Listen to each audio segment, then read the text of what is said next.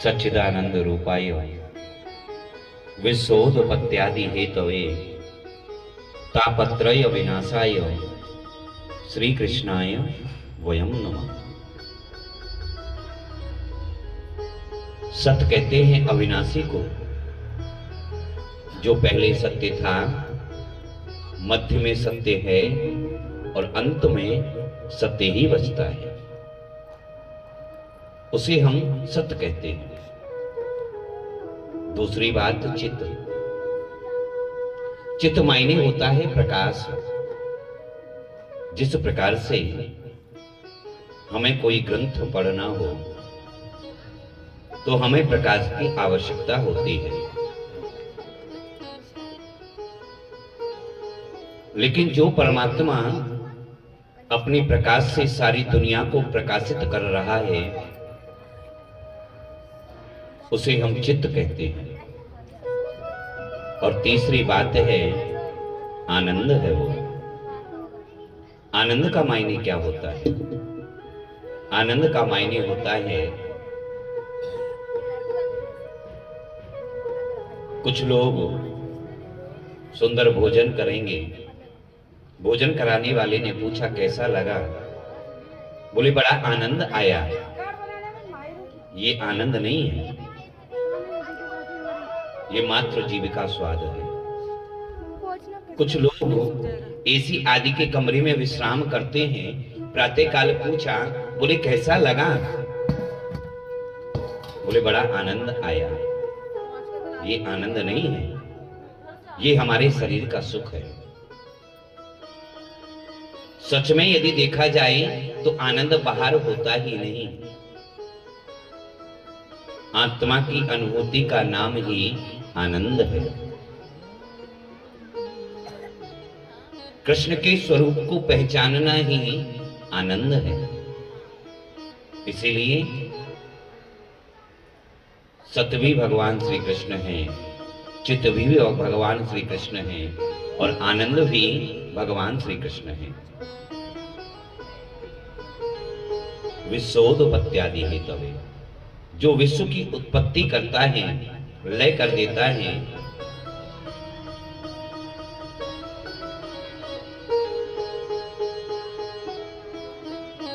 जगत कल्याण के लिए जो अवतार लेकर के आते हैं उनको हम श्री कृष्ण कहते हैं। और तापत्रय विनाशाय, जो तीन प्रकार के तापों को विनष्ट करने की शक्ति रखता है। कौन कौन से ताप? आदि दैविक ताप, आदि दैहिक ताप और आदि भौतिक ताप।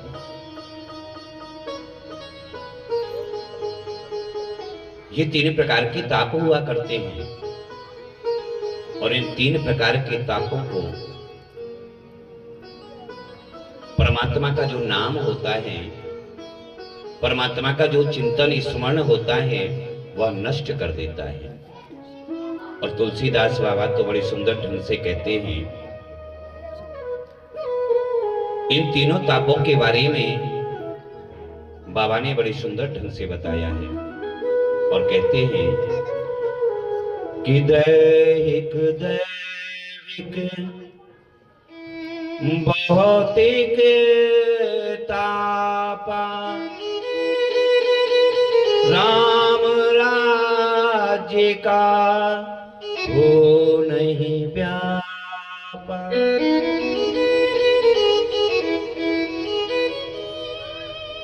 यदि हम कृष्ण का, राम का चिंतन कर रहे हैं, उनके उस भक्ति पथ पर यदि हम चल रहे हैं, तो यह तीन प्रकार के ताप हमारा कुछ नहीं बिगाड़ सकते हैं। इसीलिए जितना हो सके जीवन में ज्यादा से ज्यादा हम कृष्ण के चरणों का चिंतन करें, राम के चरणों का चिंतन करें। और यदि ऐसा हम करते हैं तो ये सर्वोत्तम भक्ति है।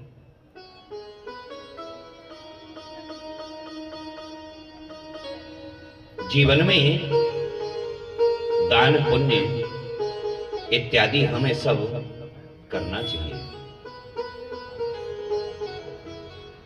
और भगवान तो इतना कहते हैं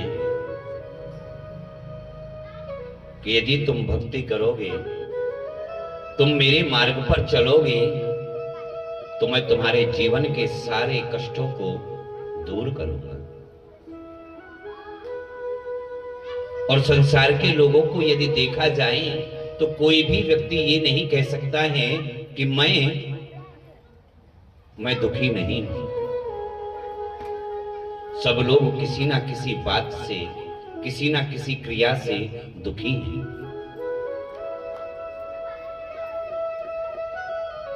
एक भी प्राणी अपने सीने पर हाथ रख करके ये नहीं कह सकता है कि मैं सुखी हूं। किसी को किसी बात का टेंशन, किसी को बेटे का टेंशन, तो किसी को बेटे के विवाह का टेंशन, किसी को पढ़ाई का टेंशन, और किसी को तो इसी बात की टेंशन रहती है कि हमें कोई टेंशन ही नहीं है। बोलिए राधे राधे। राधे राधे आप लोगों को अवश्य बोलना पड़ेगा, क्योंकि कथा के बीच में श्रीमती निद्रा देवी प्रवेश ना करें, इसलिए हम लोग बीच बीच में राधे राधे अवश्य बोलेंगे। बोलिए राधे राधे। राधा नाम लेने से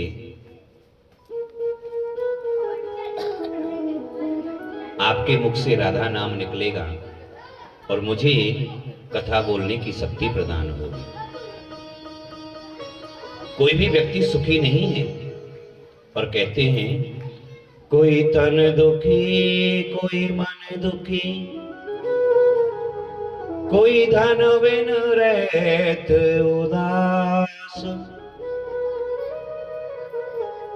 थोड़े थोड़े सब दुखी, एक सुखी राम के दास।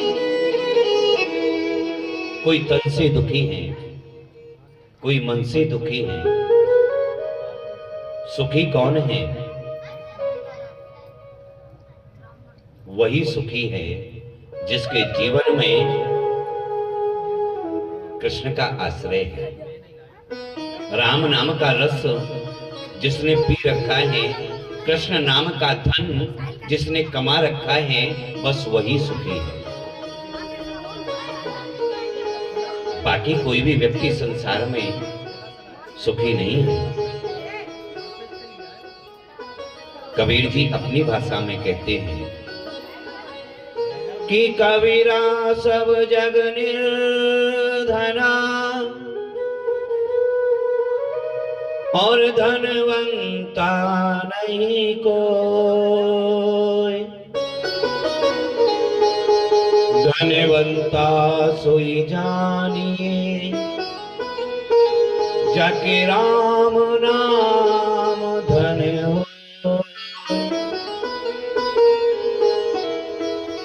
धनी तो वही व्यक्ति है जिसके जीवन में राम नाम का धन है, अन्यथा इस संसार में कोई सुखी नहीं है। जो निर्धन व्यक्ति हैं वह कहते हैं कि धनवान सुखी है। धनवान व्यक्ति जो हैं वो कहते हैं कि राजा सुखी है। राजा कहते हैं महाराजा सुखी है। दीन कहे धनवान सुखी, धनवान कहे सुख राजा को भारी, और राजा कहे महाराजा सुखी, महाराजा कहे सुख भारी, और इंद्र कहे चतुरानन को सुख। चतुरानन माने ब्रह्मा, और ब्रह्मा कहे सुख विष्णु को भारी। तुलसीदास विचार करे, हरि भजन बिना सब जीव दुखारे। कोई भी सुखी नहीं है, इसीलिए इस जीवन में जितना हो ज्यादा से ज्यादा हम कृष्ण का चिंतन करें, भगवान राम के चरणों का चिंतन करें।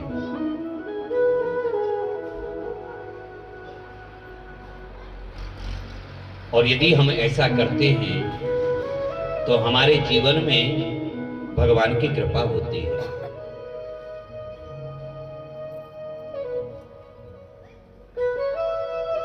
श्री सुखदेव जी महाराज को वंदन, उनके चरणों में प्रणाम।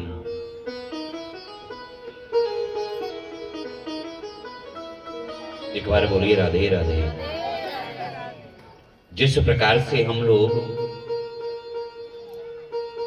इस स्थान पर बैठकर के भागवत कथा श्रवण कर रहे हैं, उसी प्रकार से वेदों में एक परम रमणीक स्थान है, परम सुंदर स्थान है, जिसको हम नैमिषारण्य के नाम से जानते हैं। बड़ी पवित्र भूमि है, बड़ा शांति वातावरण है।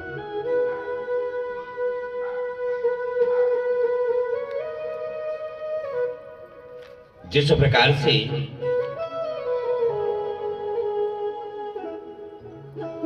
वेदों ने गाया है कि नैमिषारण्य जैसा उत्तम और पवित्र द्वितीय कोई स्थान नहीं है।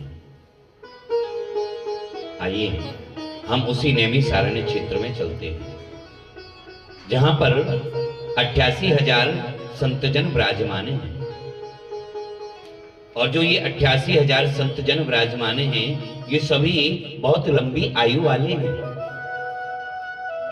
किसी महात्मा की तो इतनी लंबी आयु है कि उनके जीवन में कितनी बार इंद्र बदल गई ये पता ही नहीं। और कोई कोई संत की तो इतनी लंबी आयु है कि उन्होंने 4 युगों को कई बार देख लिया है, सतयुग, त्रेता, द्वापर और कलयुग।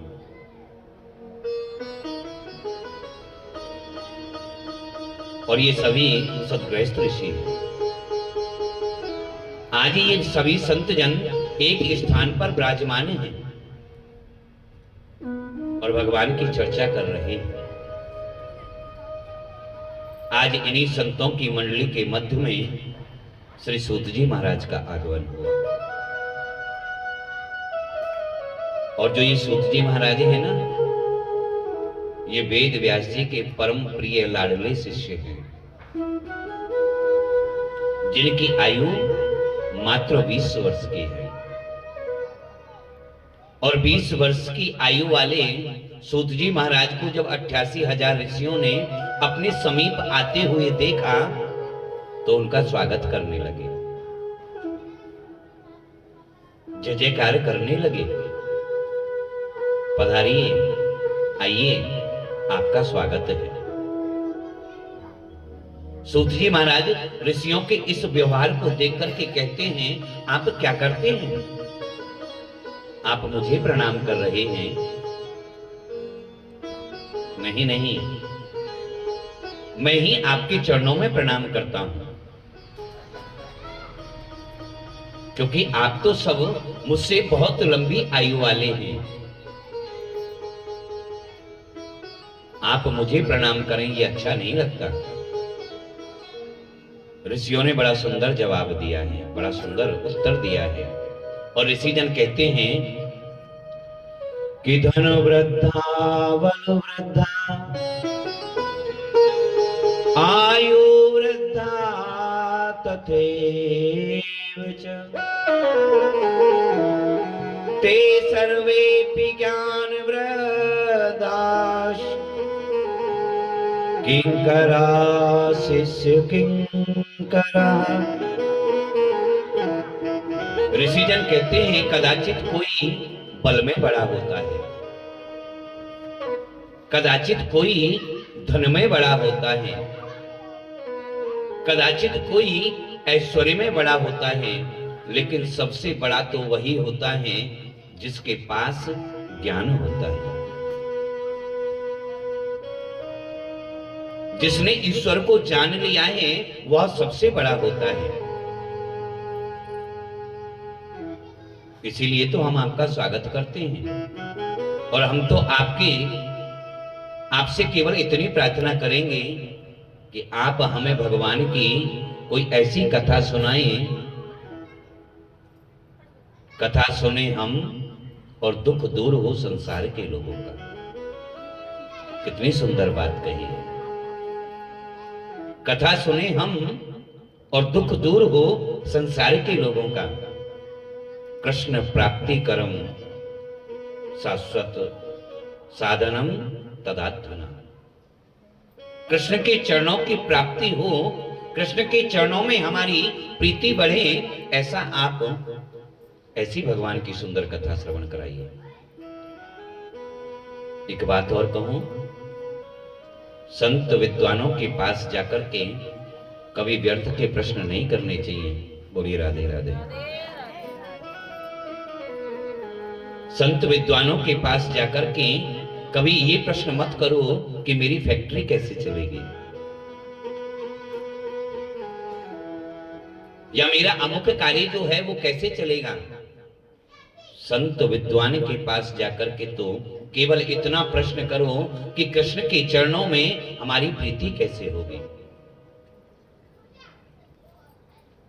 कृष्ण हमको कैसे मिलेंगे, और कृष्ण की भक्ति का जो मार्ग है उस पर हम कैसे चलें। यदि ऐसे आपने प्रश्न किए हैं तो वो सर्वोत्तम प्रश्न है।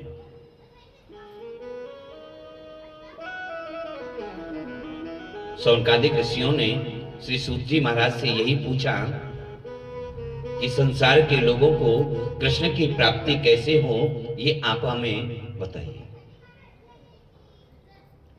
श्री सूत जी महाराज कहते हैं, बोले ऋषियों, एक बात यहां समझने की है।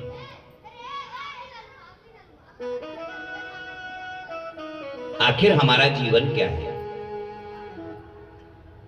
हमारा जीवन उस प्रकार से है जैसे कि कोई अजगर सांप बैठा है, और उस अजगर सांप ने अपना मुंह खोल रखा है, और उस मुंह के अंदर मैं विराजमान हूं। तो मेरा जीवन कब तक सुरक्षित है? जब तक वह सर्प अपना मुंह बंद नहीं कर लेता है। और जैसे ही उसने अपना मुंह बंद किया, मेरी मृत्यु हो गई। इसी प्रकार से काल रूपी सर्प के हम लोग ग्रास बने हुए हैं। काल व्याल मुख ग्रास त्रास निर्नाश सहित।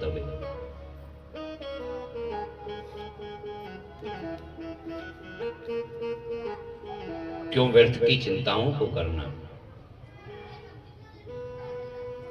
चिंता को छोड़िए और चिंतन को बढ़ाइए। चिंता को हम छोड़ेंगे और चिंतन को यदि हम बढ़ाएंगे तो हमारा राम कथा सुनना भी सार्थक है, कृष्ण कथा सुनना भी सार्थक है।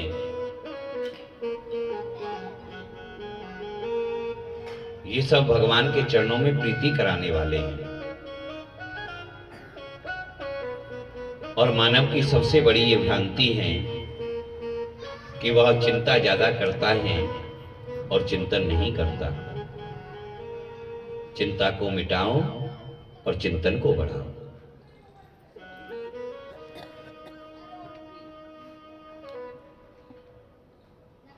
बोलिए राधे राधे।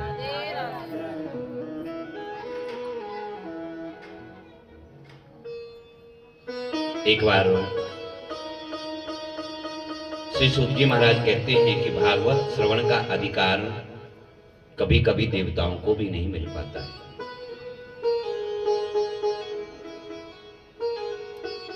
दुर्लभो मानसो देही देही नाम क्षण भंगुरा।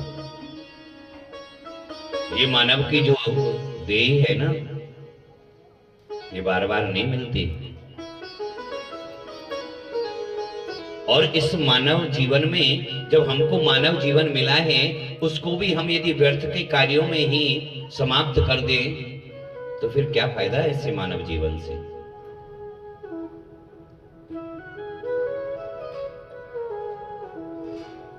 सूत जी महाराज कहते हैं कि ये अवसर देवताओं को भी प्राप्त नहीं होता है। जिस समय पर सुखदेव जी महाराज राजा परीक्षित को श्रीमद् भागवत महापुराण की कथा श्रवण करा रहे थे, उस समय पर वहां देवता पधारे, हाथ में अमृत का कलश लिए हुए हैं और कहते हैं,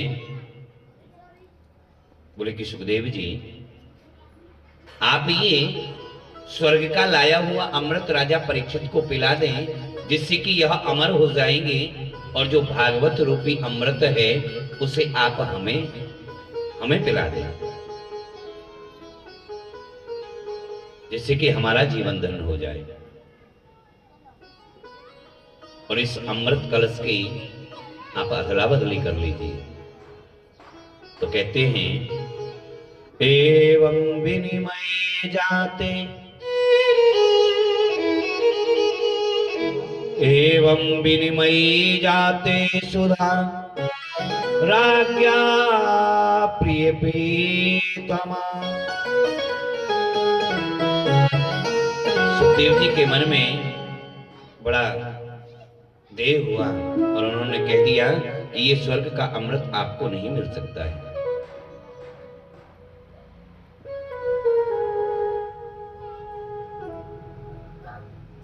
और देवता जो हैं वो लौट करके ब्रह्मा जी के पास पहुंच गए और पितामह ब्रह्मा से कहने लगे, बोले कि भगवान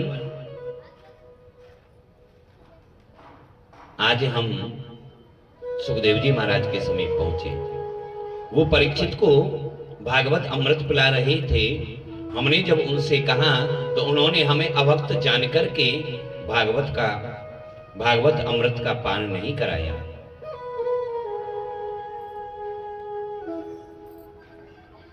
उन्होंने हमें अभक्त समझा।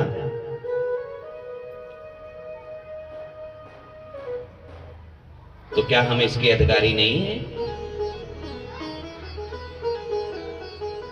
तो ब्रह्मा जी महाराज ने क्या किया, एक तराजू को मंगवाया और उस तराजू के एक पड़ले में संसार के समस्त साधनों को रखा और एक पड़ले में श्रीमद् भागवत महापुराण को विराजमान किया।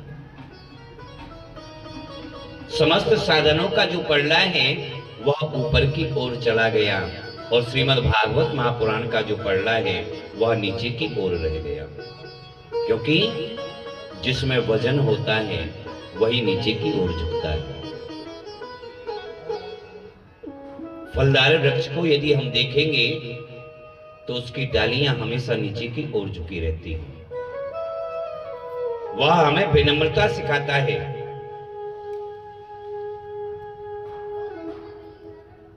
और यदि अकड़ देखनी है तो सबसे अच्छी तो मुर्दे की अकड़ होती है। बोलिए राधे राधे।